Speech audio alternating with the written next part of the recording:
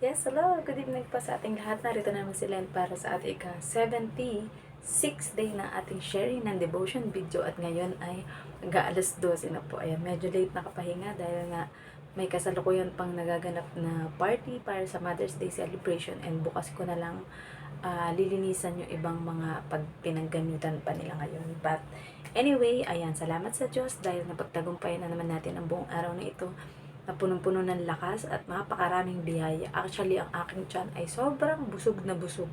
Hanggang ngayon bago matulog, sigurado kailangan kong dumapa para ma-digest agad yung ating sobrang daming kinain. But thanks God dahil busog. Salamat sa mga biyaya, salamat sa buhay ng ating mabubuting mga amo na nagiging daluyan ng pagpapala para tayo ay pagpalain. And we pray to God na i-claim na natin ang mas marami pang pagdating at pagbuhos ng blessings nang sa gayon ay maitulong natin sa ating kapwa. So tayo po ay mag-opening prayer. Ama namin Diyos na makapangyarihan sa lahat. Narito po kami, Panginoon. Nagpapasalamat, Panginoon, para sa isang productive na araw na ito, Panginoon.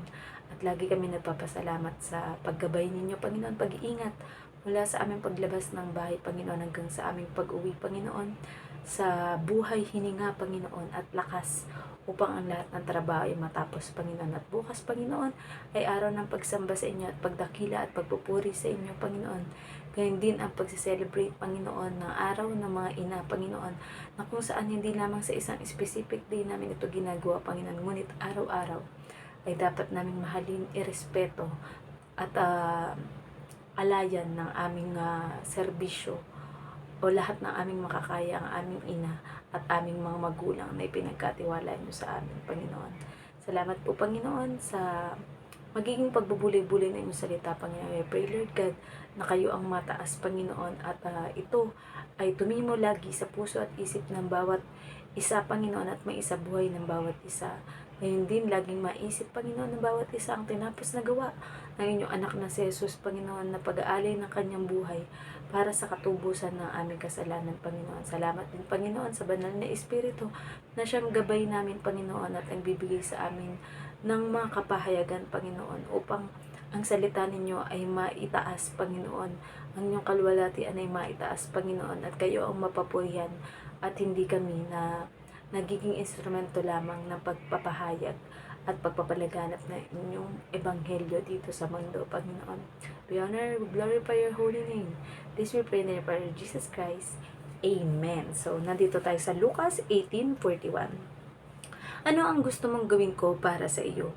Sabi daw ni Jesus, Panginoon, gusto ko po sanang makakitang muli, sagot niya. Message, at ito na nga daw ang tanong ni Jesus sa lalaking bulag na iyon. Kung ano daw ang gusto nitong gawin sa kanya. At sinabi niya agad na gusto daw niyang makakita muli. Application. Ibig sabihin ay dati pa lang nakakakita ang lalaking bulag na iyon dahil sa pakiusap niya kay Jesus na makakita siyang muli. Marahil gawa ng aksidente kaya nabulag siya. Pero makikita natin na confident siyang sabihin kay Jesus kung ano talaga ang gusto niya. Walang pakipot at pasikot-sikot. Dahil nananalig at buong pagtitiwala niya na magagawa ni Jesus ang kanyang hiling. Kaya nga ang ituturo natin ay lagi nating kulitin ang Diyos. Ang panalangin mo at gustong magkatotoo o mangyari ang maging laging laman ng isip at puso natin. At iyon ay magkakatotoo nga. Yan ang tinatawag na praying without ceasing. Dahil mula paggising mo, pinasalamatan mo na agad sa Diyos, inisip mo, buong araw ang positibo na ito ay binigay at natanggap mo na. Hanggang sa pagtulog at panaginip mo ay nakikita mo nang naganap na at sa muli mong paggising at pagmulat ay nariyan na ang mga ito. Amen. So, po rin ang pagkabasa ng salita ng Diyos. Glory to God, diba? So, yun. Dito mo makikita ang the power of claiming or advance na pag-iisip. Na kumbaga ay hindi naman natin sasabihin na pinapangunahan natin ang ating Panginoong Diyos. Pero ina-attract mo na ito ay maganap na or makita mo na talaga physically. 'Di ba? Sabi nga, ito yung tinatawag na praying without ceasing. Sa iba po kasi, iniisip nila na ang panalangin lang ay yung ibinubuka ng ating bibig kagaya na nagsimula tayo ng opening prayer, 'di ba? Pero hindi po ninyo alam na ang bawat iniisip ng inyong isip sa buong araw, yun ang iyong panalangin. Kaya nga 'di ba ang lagi kong isinasuggest ay laging iisipin natin ay mga positibo, makalangit at ayon sa kalooban ng ating Panginoong Diyos, at iisipin mo na nangyari na kagaya iniisip mo na magkaroon ka ng maraming pera, di ba? So, sa buong araw, na-inspire ka na gawin ang iyong trabaho, ikaw ay nagiging productive dahil iniisip mo na pag natapos mo ang gawain yun, ay darating na sa'yo ang pera at makikita mo na sa iyong harapan na, di ba? Kung ang nais mo naman ay kagalingan sa iyong sakit, kung ikaw ay may sakit, kumikilos ka na kahit may nararamdaman kang kirot sa parting iyon, pero sa pakiramdam mo, ikaw ay magaling na. Kaya, makakamtan mo ang paggaling na iyon. Hindi mo namamalayan na kasi ang isip natin, kapag yan ay positibo ang mga iniisip, yun ang nangyayari or ikinikilos ng ating katawan. Kagaya, halimbawa, pipiliin mo na masaya ako ngayong buong araw, nagpapasalamat ako sa Diyos. Na kahit ano man yung mga naging balakid or nakikita mo na hindi maganda, pero iniisip mo pa rin, masaya ako. Dahil ako ay pinagpala ng ating Panginoong Diyos ngayong buong araw. So, walang nakakapigil sa'yo na maging masaya sa buong araw dahil yun yung laman ng isip mo. Matatapos ko ang trabaho to, hindi ako mapapagod, di ba? Kung tutuusin ako nga, di ba? Sa buong araw, mula pagkagising ko, nagising ako ng alas 5:30 or alas 6. Pagkatapos yan na, buong araw may tinrabaho na at ginawa. Kasi naman sa activity ang alaga, umuwi, nagluto, di ba?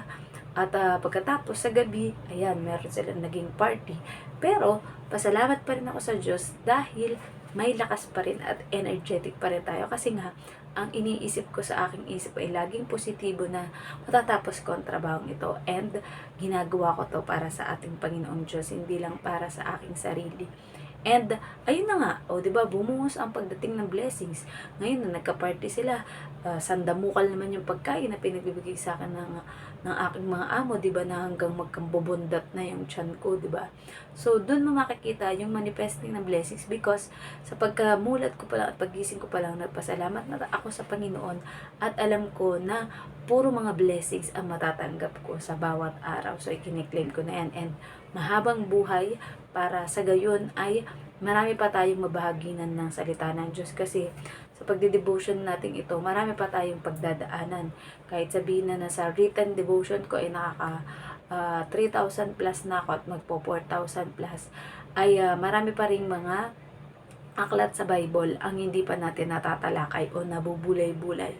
So, kung pagkakalooban tayo at alam natin at kine-claim natin na pagkakalooban tayo ng Diyos na mahaba pang buhay, ay mas marami pang tao, mga kaapu-apuhan, hanggang sa pinakatalampakan o bukong-bukong pati sa kalyo na apo, ay maabutan natin nang sa gayon ay maibabahagi natin sa kanila ang ating pananampalataya at ang tinapos na gawa ng ating Panginoong Yesus. And matuturoan din natin sila ng praying without ceasing, na kumbaga ang magiging takbo ng isip nila ay puro sa kabutihan dahil ang demonyo or ang kalaban, wala naman niyang nilikha dito sa mundo.